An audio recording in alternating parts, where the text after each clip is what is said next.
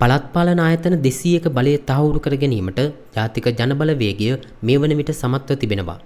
ඒ තනමල්විල ප්‍රාදේශීය සභාවේ සහ බලංගොඩ නගර සභාවේ බලය හිමි කර ගැනීමත් සමග ඍජුව බලය හිමි වූ ආයතන 151ක්ද ඇතුළුව පළාත් පාලන ආයතන 200ක බලය ජාතික ජනබලවේගයේ සතුය.